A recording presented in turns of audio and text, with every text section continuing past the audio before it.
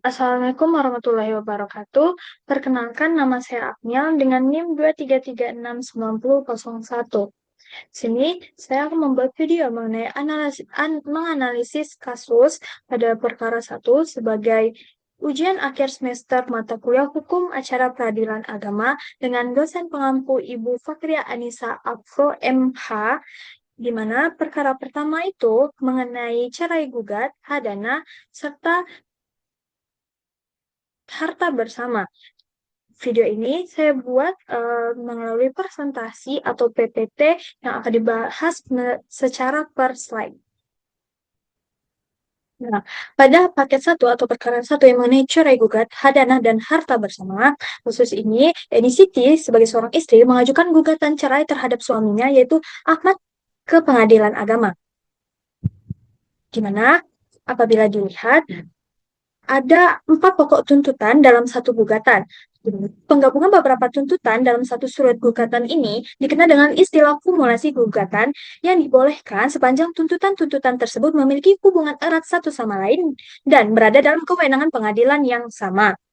Dalam konteks perceraian, kumulasi semacam ini lazim terjadi karena hadana, nafkah, dan harta bersama pada dasarnya merupakan akibat hukum yang lahir dari putusnya perkawinan, sehingga akan tidak efisien apabila harus diajukan dalam gugatan-gugatan terpisah.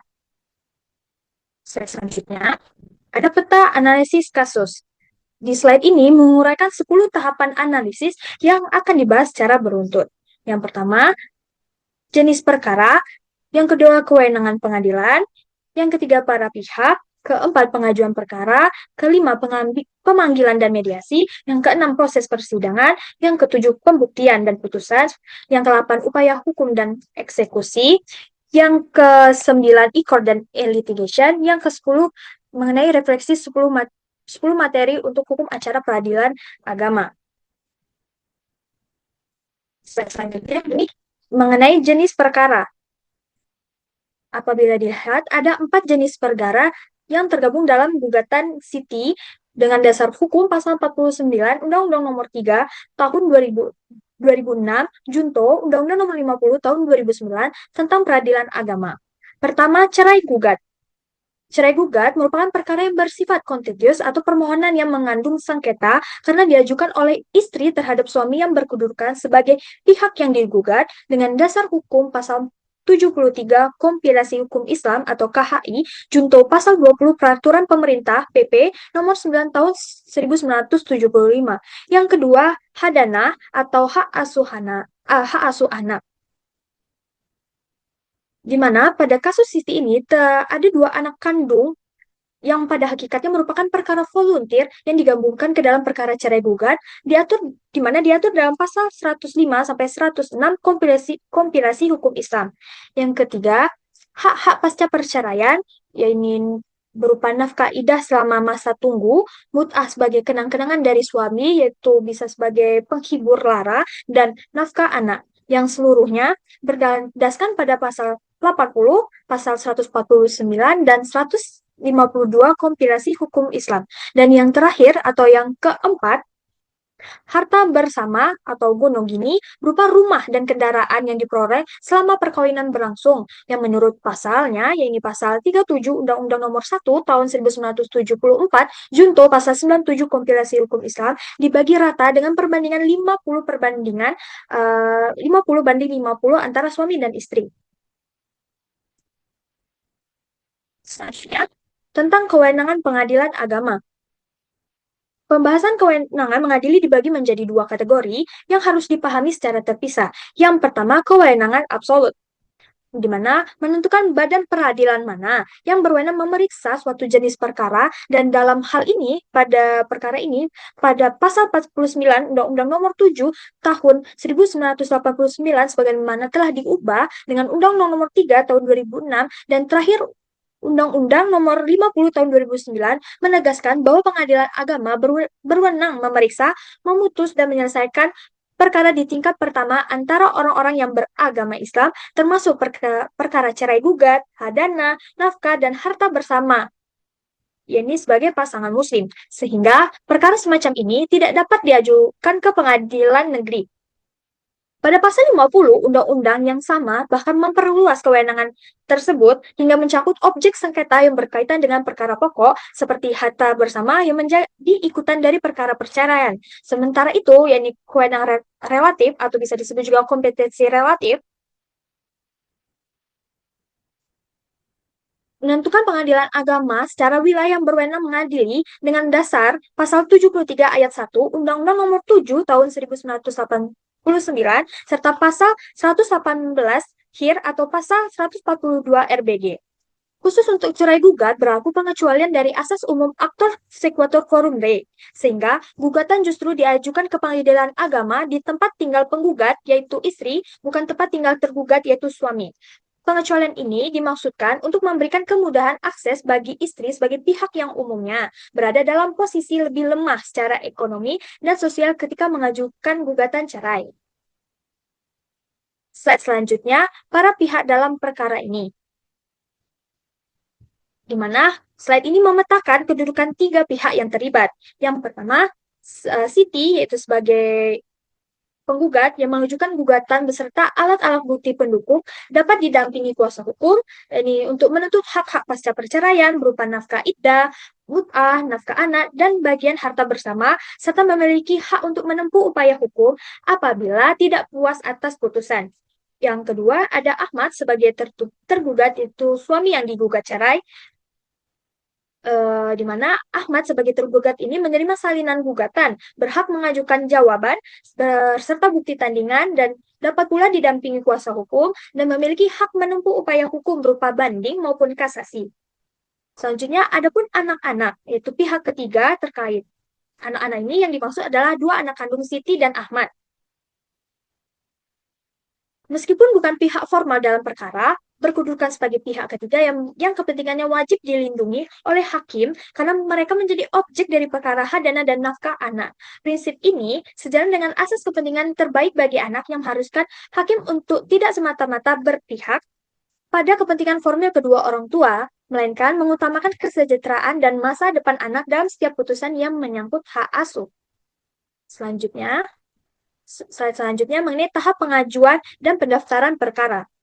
Tahap formal beracara dimulai dari penyusunan surat gugatan oleh Siti atau kuasa hukum yang berdasarkan pasal 118 HIR, di mana dalam kasus ini berbentuk gugatan kumulatif, memuat cerai gugat, hadana, nafkah, dan harta bersama sekaligus. Kemudian diajukan ke meja pertama pengadilan agama. Selanjutnya, kasir yang menerbitkan surat kuasa untuk membayar atau SKU sebagai dasar penghitungan panjar biaya perkara yang harus dibayarkan Siti melalui bank yang ditunjuk atau bank yang diberikan oleh kasir tersebut. Dengan catatan bahwa bagi pihak yang tidak mampu secara ekonomi, tersedia mekanisme berperkara secara prodeo atau cuma-cuma. Nah, setelah itu, setelah bukti setor diterima, perkara dicatat dalam buku register dan diberikan nomor perkara dengan format tertentu. Misalnya 001 garing PD, PDT titik G garing 2025 garing PA JKT Selatan atau Pengadilan Agama Jakarta Selatan. Selanjutnya, Ketua Pengadilan Agama kemudian menunjuk majelis hakim mana yang untuk memeriksa serta menginginkan gugatan tersebut, di mana ada satu ketua majelis dan dua hakim anggota beserta seorang panitera pengganti, sebagaimana diatur dalam pasal 93 Undang-Undang Nomor 7 Tahun 1989. Selanjutnya, tahap terakhir adalah penetapan hari sidang oleh ketua majelis yang telah ditunjuk tadi, di mana harus dilaksanakan paling lambat 30 hari sejak perkara terdaftar sebagai perwujudan asas sederhana, cepat, dan biaya ringan yang menjadi salah satu asas fundamental dalam hukum acara. Lalu slide selanjutnya mengenai pemanggilan para pihak. Pemanggilan yang sah atau syarat pemanggilan yang sah ini tujuan untuk Ini tujuannya untuk menentukan keabsahan seluruh proses persidangan selanjutnya. Pemanggilan harus dilakukan oleh jurusita atau jurusita pengganti pengadilan agama. Nanti disampaikan langsung ke alamat tergugat dan dilaksanakan sekurang-kurangnya 3 hari sebelum hari sidang. Sebagaimana diatur dalam pasal 122 HI, 122 HIR, di mana apabila yang bersangkutan tidak ditemukan di alamatnya, panggilan dapat diserahkan melalui lurah atau kepala kepala desa setempat. Dan keseluruhan proses pemanggilan harus dituangkan dalam relaas pemanggilan yang ditandatangani sebagai bukti otentik bahwa pemanggilan telah dilaksanakan secara patut. Dalam sistem peradilan elektronik, pemanggilan juga dapat dilakukan melalui saluran elektronik resmi berdasarkan Peraturan Mahkamah Agung Nomor 1 Tahun 2019. Konsekuensi hukum atas ketidakhadiran para pihak diatur secara berjenjang. Jadi, apabila Siti selaku penggugat tidak hadir, gugatan dinyatakan gugur berdasarkan pasal 124 HIR. Namun, Siti tetap memiliki hak untuk mengajukan gugatan baru di kemudian hari apabila Ahmad selaku tergugat tidak hadir pada pemanggilan pertama. Sidang akan diundur dan dilakukan pemanggilan ulang secara patut. Sedangkan apabila Ahmad sebagai tergugat tidak hadir hingga 2 kali berturut-turut, hakim dapat menjatuhkan putusan verstek berdasarkan pasal 125 HIR, yaitu putusan yang dijatuhkan tanpa kehadiran tergugat. Jika kedua belah pihak sama-sama tidak hadir, perkara akan dihapus dari register. Pernyataan khusus apabila keberadaan Ahmad tidak diketahui, pemanggilan dilakukan secara gaib melalui pengumuman di media massa atau papan pengumuman pengadilan agama dan pemerintah daerah sebanyak 2 kali berturut-turut sesuai pasal 27 Peraturan Pemerintah Nomor 9 Tahun 1975. Selanjutnya, slide mengenai mediasi. Mediasi merupakan tahapan wajib yang harus ditempuh sebelum pemeriksaan pokok perkara dimulai, sebagaimana diatur dalam Peraturan Mahkamah Agung Nomor 1 Nomor 1 Tahun 2016 tentang prosedur mediasi di pengadilan. Selanjutnya, pada sidang pertama, hakim wajib memerintahkan para pihak untuk menempuh mediasi dengan mediator yang dapat berasal dari hakim pengadilan agama sendiri maupun mediator bersertifikat di luar pengadilan. Proses mediasi diberi waktu maksimal 30 hari dan dapat diperpanjang hingga 30 hari pula apabila para pihak masih menunjukkan itikat baik untuk berdamai. Terakhir, hasil mediasi hanya memiliki 2 kemungkinan, yaitu berhasil atau gagal. Apabila mediasi berhasil, para pihak mencapai kesepakatan damai yang dituangkan dalam akta perdamaian atau akte Vandani. Kemudian dikuatkan melalui putusan perdamaian berdasarkan pasal 130 HIR. Putusan perdamaian ini bersifat final dan mengikat berdasarkan asas idem de idem, sehingga tidak dapat lagi diajukan banding maupun kasasi dan berlaku sebagai hukum bagi para pihak yang membuatnya. Sebaliknya, apabila mediasi gagal, mediator akan menyatakan kegagalan tersebut secara tertulis dan melaporkannya kepada majelis hakim, sehingga persidangan dapat dilanjutkan ke tahap berikutnya. Penggugat masih diberi kesempatan 1 kali untuk menyempurnakan gugatannya. Dan khusus untuk perkara perceraian, sidang tetap dilanjutkan meskipun mediasi gagal dengan catatan bahwa hakim tetap memiliki kewenangan untuk mengupayakan perdamaian pada tahap-tahap selanjutnya. Slide selanjutnya mengenai proses persidangan atau tahap jawab-menjawab. Nah, slide sebelumnya mengenai mediasi. Apabila mediasi dinyatakan gagal, persidangan memasuki tahap jawab-menjawab yang merupakan inti dari pemeriksaan perkara secara kontradiktoir. Tahap pertama adalah pembacaan dan penguatan gugatan oleh Siti, yakni sebagai seorang istri yang menggugat, yang memuat kumulasi tuntutan cerai gugat, hadanah, nafkah iddah, mut'ah, nafkah anak, dan harta bersama, yang kemudian ditanggapi secara umum oleh Ahmad. Selanjutnya, tahap kedua adalah jawaban Ahmad yang dapat ditanggapi secara umum oleh Ahmad sebagai tergugat, di mana memuat 2 hal, yaitu eksepsi berupa keberatan formil terhadap kewenangan pengadilan atau kekaburan gugatan, dan bantahan terhadap pokok perkara yang membantah dalil-dalil yang diajukan Siti terhadap surat gugatannya. Yang ketiga adalah replik, yaitu tanggapan Siti atas jawaban Ahmad yang berfungsi menegaskan, menambah, atau memperjelas dalil gugatan sekaligus mematahkan eksepsi yang diajukan oleh Ahmad. Tahap keempat adalah duplik, yaitu tanggapan balik Ahmad atas replik yang diberikan oleh Siti dapat berupa mempertahankan bantahan sebelumnya atau menambah argumen baru untuk menguatkan posisinya. Tahap kelima adalah pembuktian, di mana kedua belah pihak mengajukan alat-alat bukti berupa surat, saksi, pengakuan, persangkaan, dan sumpah, sebagaimana diatur dalam pasal 164 HIR. Dengan beban pembuktian secara prinsip dipukul oleh penggugat, yakni Siti, sesuai asas siapa yang mendalilkan, dialah yang wajib membuktikan. Tahap terakhir atau tahap keenam adalah kesimpulan dan putusan, di mana para pihak mengajukan kesimpulan akhir atau konklusi secara tertulis sebagai rangkuman atas seluruh dalil dan bukti yang telah diajukan sebelum majelis hakim melakukan musyawarah dan menjatuhkan putusan.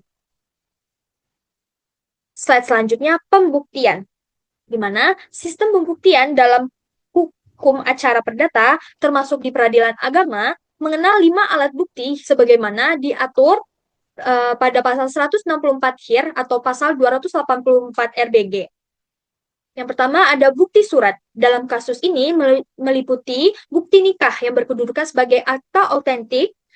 Selanjutnya kartu keluarga, akta kelahiran anak, bukti kepemilikan harta seperti sertifikat hak milik, dan buku pemilik kendaraan bermotor serta rekening bank, dan surat keterangan domisili.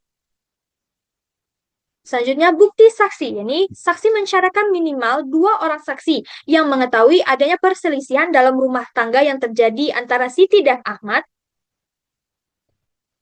Dan secara khusus untuk perkara nikah, saksi yang berasal dari kalangan keluarga tetap diperbolehkan berdasarkan pasal 76 Undang-Undang Peradilan Agama, di samping dimungkinkannya saksi ahli untuk menilai harta bersama. Selanjutnya, merupakan mengenai pengakuan. Pengakuan yaitu alat bukti yang bersifat sempurna dan mengikat hakim dapat berupa pengakuan Ahmad atas adanya perselisihan, pengakuan atas kepemilikan harta bersama, maupun pengakuan terkait kondisi anak-anak. Selanjutnya, persangkaan atau presumptio facti merupakan kesimpulan yang ditarik hakim berdasarkan bukti tidak langsung dan pola perilaku yang konsisten yang digunakan apabila bukti langsung yang telah diberikan dirasa kurang memadai. Adapun sumpah terdiri atas sumpah dekisoir atau sumpah pemutus yang dibebankan oleh salah satu pihak kepada pihak lainnya, dan sumpah supletoir atau sumpah tambahan yang diperintahkan atas inisiatif hakim sendiri apabila alat bukti lain belum mencukupi. Sedangkan sumpah ni'an yang khusus berlaku untuk kasus tuduhan zina tidak relevan diterapkan dalam perkara ini apabila perkara ini Siti atau Ahmad cerai karena Ahmad diketahui melakukan zina. Slide selanjutnya mengenai putusan hakim, di mana struktur putusan pengadilan agama secara umum tersusun atas kepala putusan, identitas para pihak, pertimbangan hukum atau konsiderans, amar atau diktum putusan, dan penetapan biaya perkara. Untuk perkara cerai gugat, hakim akan mempertimbangkan apakah benar telah terbukti adanya perselisihan dan pertengkaran yang terus-menerus atau syika antara Siti dan Ahmad, dan apabila terbukti, gugatan cerai akan dikabulkan berdasarkan pasal 19 Peraturan Pemerintah nomor 9 tahun 1975 junto pasal 916 Kompilasi Hukum Islam. Mengenai hadana atau hak asuh, prinsip yang berlaku adalah anak yang belum mumayyiz atau berusia di bawah 12 tahun diberikan hak asuh kepada ibunya, kecuali apabila terbukti sang ibu tidak layak mengasuhnya. Sedangkan anak yang telah mumayyiz diberikan hak untuk memilih akan ikut ayah atau Adam atau ibunya, Siti, sebagaimana diatur dalam pasal 105 Kompilasi Hukum Islam. Terhadap nafkah iddah dan mut'ah, hakim mewajibkan Ahmad membayar nafkah selama masa iddah yang berlangsung 3 bulan 10 hari beserta mut'ah sebagai kenang-kenangan dengan besaran yang disesuaikan kemampuan ekonomi Ahmad berdasarkan pasal 149 Kompilasi Hukum Islam. Untuk nafkah anak, hakim menetapkan besaran nafkah bulanan bagi kedua anak Siti dan Ahmad sampai mereka dewasa atau mandiri secara ekonomi. Juga disesuaikan dengan kemampuan ayahnya berdasarkan pasal 156 huruf D Kompilasi Hukum Islam. Sementara itu, untuk harta bersama berupa rumah dan kendaraan, pembagian dilakukan secara merata dengan perbandingan 1:1. Dan apabila harta tersebut tidak memungkinkan dibagi secara fisik, hakim dapat menetapkan kompensasi berupa uang bagi salah satu pihak, sebagaimana diatur dalam pasal 97 Kompilasi Hukum Islam atau KHI. Selanjutnya, upaya hukum dan eksekusi. Terdapat 3 jenis upaya yang dapat ditempuh para pihak yang tidak menerima putusan, di mana upaya hukum biasa ada banding dan kasasi, dan upaya hukum luar biasa ada peninjauan kembali. Upaya hukum banding diajukan ke Pengadilan Tinggi Agama dalam tenggang waktu 14 hari sejak putusan Pengadilan Agama dijatuhkan dengan mekanisme pengajuan melalui Pengadilan Agama semula dan pemeriksaannya mencakup baik fakta maupun penerapan hukum. Selanjutnya, kasasi diajukan ke Mahkamah Agung dalam tenggang waktu 14 hari sejak putusan Pengadilan Tinggi Agama. Namun, pemeriksaannya terbatas pada penerapan hukum semata atau bersifat judek juris, tanpa memeriksa ulang fakta-fakta persidangan. Selanjutnya, upaya hukum luar biasa yaitu peninjauan kembali yang diajukan ke Mahkamah Agung dalam tenggang waktu 180 hari sejak diketahuinya alasan pengajuan, dengan dasar antara lain ditemukannya bukti baru atau novum maupun adanya putusan yang saling bertentangan. Mekanisme eksekusi putusan dimulai dari eksekusi sukarela, yaitu para pihak melaksanakan sendiri isi putusan tanpa memerlukan campur tangan pengadilan agama. Apabila pihak yang kalah tidak melaksanakan putusan secara sukarela, Ketua Pengadilan Agama akan melakukan anmaning atau teguran dengan memanggil pihak tersebut dalam sidang insidentil. Bila teguran ini tetap tidak diindahkan, Pengadilan Agama dapat melakukan sita eksekusi atas harta milik Ahmad, baik harta bersama maupun harta pribadi, yang pada akhirnya dapat dilelang atau diserahkan secara paksa kepada Siti sesuai dengan amar putusan yang telah berkekuatan hukum tetap. Selanjutnya, mengenai e-court atau e-litigation. Dengan ini, terdapat modernisasi sistem peradilan diwujudkan melalui penerapan e-court dan e-litigasi berdasarkan Peraturan Mahkamah Agung Nomor 1 Tahun 2019, Junto Peraturan Mahkamah Agung Nomor 7 Tahun 2022 yang terdiri atas 6 tahapan elektronik. Yang pertama, pendaftaran. Memungkinkan Siti mendaftarkan perkaranya secara daring melalui laman e-court Mahkamah Agung Go.id dengan mengunggah gugatan dan dokumen pendukung dalam bentuk digital. Selanjutnya, SKUM, yaitu menyediakan perhitungan panjar biaya perkara secara otomatis oleh sistem dengan pembayaran melalui virtual akun bank. Selanjutnya, pemanggilan. Pemanggilan memungkinkan pemanggilan dilakukan secara elektronik ke alamat surel atau akun resmi para pihak dengan syarat para pihak telah menyetujui mekanisme tersebut. Yang keempat adalah persidangan, mencakup proses jawab-menjawab, pengajuan bukti surat, dan penyampaian kesimpulan yang seluruhnya dilakukan melalui platform e-litigasi. Selanjutnya, 5, yakni putusan, berupa salinan putusan digital yang dibubuhi tanda tangan elektronik dan dikirimkan kepada para pihak melalui sistem. Sementara selanjutnya 6, yaitu minutasi, merupakan proses pengarsipan berkas perkara secara digital sebagai tahap akhir penyelesaian administrasi perkara. Di keseluruhan sistem ini, 6 yang telah saya bacakan tadi, membawa sejumlah manfaat nyata berupa efisiensi waktu dan biaya, akses yang tidak lagi dibatasi jarak geografis, peningkatan transparansi, pengurangan antrean di pengadilan, serta sifatnya yang ramah lingkungan karena meminimalkan penggunaan kertas. Di sisi lain, penerapannya masih menghadapi kendala berupa rendahnya literasi digital sebagian masyarakat, ketimpangan akses jaringan internet, persoalan keabsahan tanda tangan elektronik, keamanan data pribadi para pihak, serta resistensi terhadap perubahan dari kebiasaan beracara konvensional. Yang terakhir, masuk refleksi, yakni 10 materi hukum acara peradilan agama. di mana pada slide ini merangkum keterkaitan antara teori hukum acara yang dipelajari di bangku perkuliahan selama saya kuliah bersama Ibu Anissa Afro dengan penerapannya pada kasus Siti dan Ahmad secara konkret. Yang pertama, kewenangan absolut, yaitu menentukan pengadilan agama mana yang berwenang menjadi ranah pengadilan, bukan pengadilan negeri. Sedangkan kewenangan relatif menentukan pengadilan agama mana yang secara wilayah berwenang berdasarkan domisili Siti selaku penggugat. Jadi, secara kesimpulan, kewenangan absolut ini adalah menentukan pengadilan mana yang berhak memeriksanya. Kalau untuk perkara Siti tersebut, sangat jelas bahwa pengadilan agamalah yang berwenang. Kalau kewenangan relatif, yaitu pengadilan pengadilan mana yang akan melanjutkan proses gugatan sesuai dengan domisili Siti sebagai penggugat.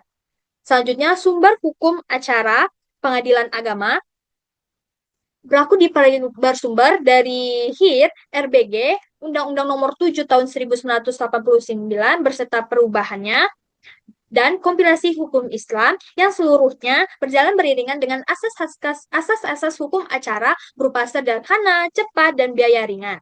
Selanjutnya ada pula asas personalitas keislaman serta asas hakim yang bersifat aktif dalam memeriksa perkara. Selanjutnya mengenai jenis perkara. Dari sisi substansi, kasus ini menunjukkan 4 jenis perkara yang tergabung dalam satu gugatan kumulatif dengan kedudukan dan hak kewajiban yang jelas antara Siti sebagai penggugat dan Ahmad sebagai tergugat. Alur beracara mencakup pendaftaran perkara melalui eskum, registrasi, penunjukan majelis, dan penetapan hari sidang. Dilanjutkan dengan kewajiban menempuh mediasi sesuai peraturan Mahkamah Agung Nomor 1 Tahun 2016 yang dapat berujung berhasil maupun gagal. Tahap selanjutnya yaitu yang ketujuh, tahap pembuktian, melibatkan 5 alat bukti sebagaimana diatur pada pasal 164 HIR dengan pembagian beban pembuktian dan nilai kekuatan pembuktian masing-masing pihak. Sebelum akhirnya perkara dapat berlanjut ke upaya hukum berupa banding dalam 14 hari, kasasi dalam 14 hari, dan peninjauan kembali dalam 180 hari. Hingga pelaksanaan putusan melalui maning dan sita eksekusi apabila pihak yang kalah tidak melaksanakan putusan secara sukarela. Terakhir, kesimpulan penyelesaian perkara Siti dan Ahmad di pengadilan agama. Penyelesaian ini menggambarkan bagaimana satu proses peradilan dapat menampung 4 jenis perkara sekaligus, yaitu cerai gugat, hadana, nafkah, dan harta bersama, secara kumulatif dalam satu rangkaian persidangan. Pengadilan agama memiliki kewenangan absolut dan relatif yang ditetapkan secara tegas berdasarkan Undang-Undang Nomor 3 Tahun 2006, sehingga tidak terdapat keraguan mengenai forum yang berwenang mengadili perkara ini. Mediasi merupakan tahapan yang wajib sekali ditempuh sebagai upaya perdamaian sebelum persidangan pokok dilangsungkan, sehingga mencerminkan filosofi hukum acara yang lebih mengutamakan penyelesaian damai dibandingkan putusan yang bersifat memutus secara paksa. Dalam pertimbangannya, hakim senantiasa mengutamakan kepentingan terbaik anak dalam menetapkan hadanah maupun nafkah sebagai wujud perlindungan terhadap pihak yang paling rentan dalam perkara perceraian. Harta bersama dibagi secara merata dengan masing-masing pihak memperoleh setengah bagian berdasarkan pasal 97 kompilasi hukum Islam. Di sini mencerminkan prinsip keadilan distributif dalam hukum perkawinan Islam di Indonesia. Yang terakhir, kesimpulan terakhir, dengan kehadiran sistem e-court dan e-litigasi menjadi penanda modernisasi peradilan agama yang tentu diharapkan mampu meningkatkan efisiensi, transparansi, dan aksesibilitas keadilan bagi masyarakat pencari keadilan. Meskipun penerapannya masih perlu diimbangi dengan peningkatan literasi digital dan pemerataan infrastruktur di seluruh wilayah Indonesia. Sekian dari saya, Agnial, mengenai video analisis kasus untuk ujian akhir semester. Saya mengucapkan terima kasih.